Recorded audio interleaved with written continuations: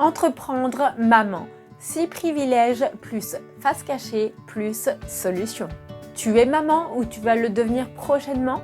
On est d'accord, c'est un des plus beaux rôles de ta vie. Mais en tant que femme et maman, on a aussi le droit d'avoir des ambitions professionnelles.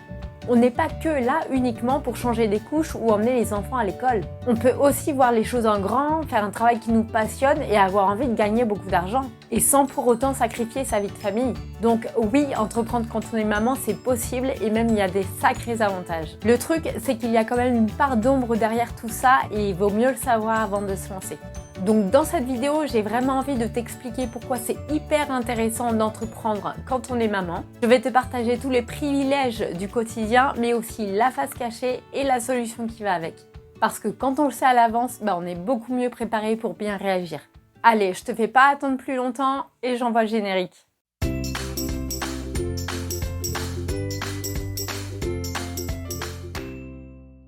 Donc le premier privilège que tu as quand tu entreprends en tant que maman, c'est que tu n'as pas à demander un jour de congé à ton boss parce que ton enfant est malade ou tu as un rendez-vous médical et ça c'est le top. Quand il a besoin de toi, tu es là et quand il y a de l'imprévu, t'es pas en stress en fait en train de te demander comment tu vas t'organiser. La face cachée, du coup ça te fait quand même rater un jour de boulot et ça c'est un peu embêtant si tu veux gagner de l'argent parce que du coup tu te dis ouais c'est bien, je suis dispo pour mes enfants, sauf que si tu veux gagner des sous, il va falloir travailler quand même. La solution, pour moi la règle d'or quand on est maman et qu'on est entrepreneur, c'est d'anticiper. C'est la meilleure façon d'anticiper par rapport aux imprévus qui peuvent arriver et il y en a beaucoup quand on est maman. Donc vraiment, essaie de bien t'organiser et de planifier en fait plusieurs jours à l'avance ton travail. Deuxième privilège, c'est que tu peux économiser sur la garde de tes enfants parce que justement, tu peux réduire le temps de garde. Tu vois, parce que quand tu es salarié, bien souvent, tu vas emmener tôt ton enfant à la garderie ou chez la nounou et puis après le soir, il y a le temps de transport, quand tu rentres, etc. Donc au final, ça fait des sacrées journées à rallonge. Et imagine en plus, tu as des horaires en décalé, tu dois les faire garder les jours fériés, les samedis par exemple, enfin bref. C'est une organisation de fou et surtout un petit budget quand même. Donc en tant qu'entrepreneur, tu peux très bien te dire, voilà, moi je les récupère à telle heure pour pas que ça me coûte un bras, quoi. La face cachée. Le souci si tu fais ça, c'est que forcément, tu vas travailler moins de temps. Qui dit travailler moins de temps, dit moins d'argent. La solution. Oui, mais attends, parce que ça, c'est le mode de calcul quand tu es salarié et que tu échanges ton temps contre de l'argent. Mais en tant qu'entrepreneur, tu peux très bien décider de générer des revenus passifs qui sont décorrélés de ton temps de travail. Et ça, c'est top quand on a une vie de famille parce que tu peux très bien créer un produit, en faire la promotion et le vendre n'importe quand. Alors attention, bien sûr, c'est pas non plus 100% passif, il y a toujours du travail derrière. Mais c'est surtout qu'en fait, voilà, c'est cette notion de je travaille tant, mais je peux très bien gagner 3 fois plus. Troisième privilège insoupçonné, c'est que le matin, tu peux décider de déjeuner tranquillement, sans te prendre la tête et t'occuper entièrement d'eux avant de les envoyer à l'école. Oui, ça peut paraître bête comme ça, mais franchement, crois-moi, pour l'avoir testé pendant 5 ans, c'est juste royal. T'es pas là en mode stress, vite, je vais être en retard. Alors bon, bien sûr, il y a quand même des horaires à respecter à l'école. T'es un peu obligé de les speeder quand même. Mais ce que je veux dire, c'est que au moins, t'as pas à te préparer toi. Je veux dire, si t'as une tête d'épouvantail au réveil, c'est pas grave en fait. Il y a juste les parents d'école qui vont te regarder bizarrement. Hein. Mais à part ça, tout va bien. La face cachée. Le hic, c'est que quand tu reviens pour déjeuner tranquillement, c'est que le petit-déj, en fait, il peut s'éterniser finalement.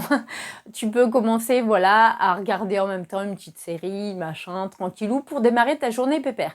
Sauf que, à un moment donné, va falloir travailler quand même. La solution, c'est de s'organiser. On va toujours y revenir finalement à l'organisation, mais c'est un peu la règle d'or quand on est entrepreneur. Donc tu peux te planifier les tâches avec Google Agenda par exemple, moi c'est ce que j'utilise, mais après rien ne t'empêche d'utiliser un agenda papier si tu le veux.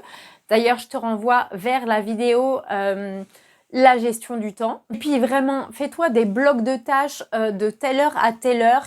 Et comme ça tu seras sûr d'atteindre tes objectifs dans la journée, dans ta semaine et dans ton mois. Quatrième privilège, c'est qu'en étant maman et entrepreneur, on est beaucoup plus créatif. Alors, je ne sais pas si tu l'as remarqué ou alors tu vas très certainement le voir prochainement. Mais en fait, je sais pas, c'est le cerveau, en fait, il a plus d'idées, je sais pas, il est plus créatif, quoi. Et en fait, quand tu as ton propre business, c'est hyper intéressant parce que du coup, tu fourmilles d'idées. Et puis, franchement, c'est génial. Tu as envie d'explorer plein de pistes différentes. C'est trop bien. La face cachée. L'envers du décor, c'est que justement, comme tu fourmilles d'idées, tu as du stress et une charge mentale énorme. Bon, tu le sais, en tant que maman, ta charge mentale, elle est déjà énorme. Mais là, en plus, entrepreneuriat plus maman, c'est juste, ça explose dans ta tête. Et forcément, tu y penses tout le temps, en fait, à ton business. T'as beau le soir dire stop, j'arrête, et puis je suis avec mes enfants. Ça tourne toujours, en fait. T'as tout le temps de nouvelles idées. Et ouais, voilà, faut faire attention à ça, quoi. La solution. Donc moi, je te conseille vraiment de t'aérer l'esprit et faire de vraies pauses. Tu vois, quand tu dis, voilà, j'arrête et je suis avec mes enfants, t'arrêtes vraiment, même ton téléphone, tu vois, tu l'éloignes pour pas être tenté de regarder tes mails en même temps. Voilà, essaie de te mettre à fond dans le moment présent. Alors, je sais bien que c'est plus facile à dire qu'à faire, mais c'est un entraînement, hein, comme tout. Au début, ça va être compliqué, et puis au fur et à mesure, tu vas voir, tu vas t'y faire. 5e privilège, c'est que tu peux travailler quand tu veux parce que oui, tu t'adaptes aux horaires des enfants et c'est formidable. Tu peux travailler le soir, le week-end, pendant la sieste du petit dernier. Enfin, vraiment, c'est toi qui décides en fait. La face cachée. Oui, mais du coup, tu es fatigué, tu es crevé et tu n'as plus aucun temps pour toi. On va pas se le cacher, voilà, dès que tu as une minute de pause, c'est pour bosser sur ton business. Et ça, c'est fatigant, franchement. Tu vois, un salarié, s'il veut, il peut très bien, voilà, le week-end, se poser devant Netflix, aller bronzer sur sa terrasse. Et toi, du coup, non, en fait, ça va être pour bosser sur ton activité non-stop. Alors, je tiens à préciser tout de même que la notion de travail est différente quand on est salarié et entrepreneur. En général, quand on est salarié, le travail, c'est pas vraiment une partie de plaisir, quoi. On a plutôt envie de rentrer chez soi. En tant qu'entrepreneur, c'est plutôt l'inverse, en fait. On a tout le temps envie de travailler et puis on est content, en fait, d'être le lundi. La solution. Bref, je te conseille vraiment de mettre des limites et de te fixer des moments de repos. Parce que travailler tard le soir, c'est bien, mais à un moment donné, il faut se reposer parce que le lendemain, tu vas être juste crevé.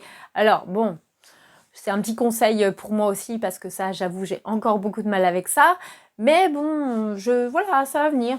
6e et dernier privilège quand on entreprend en tant que maman, c'est que on peut justement préparer l'avenir de ses enfants, leur offrir le meilleur, des belles vacances, des belles sorties et avoir du temps libre. La face cachée. Oui, enfin, à condition de bien gagner sa vie quand même. Parce que là, pour le coup, t'as pas ta paye à la fin du mois, quoi. C'est toi qui ramènes l'argent. Donc, si tu bosses pas, tu ramènes pas l'argent.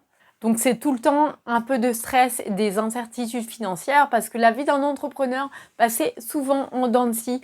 Donc, voilà, faut savoir gérer ça. La solution, c'est de toujours garder un peu d'argent de côté, une épargne de sécurité pour pallier justement aux baisses de revenus. Et puis bien sûr, il faut apprendre à le bien gérer parce que c'est pas le tout de gagner de l'argent, mais après, il faut aussi savoir gérer son budget un minimum. Et aussi, toujours être dans cette optique de vouloir apprendre, en fait, se développer, explorer de nouvelles pistes. Ça, c'est extrêmement important, en fait, en tant qu'entrepreneur. D'ailleurs, ça fait partie du mindset de l'entrepreneur. Alors, quand je parle d'explorer de nouvelles pistes, ça peut aussi vouloir dire te lancer dans d'autres business en ligne, parce qu'il y en a plein. Alors, bien sûr, un business à la fois, parce que sinon, tu vas t'éparpiller. Donc, si tu veux avoir des idées de business rentable en 2023, je t'invite à regarder ma vidéo sur le sujet qui apparaît là.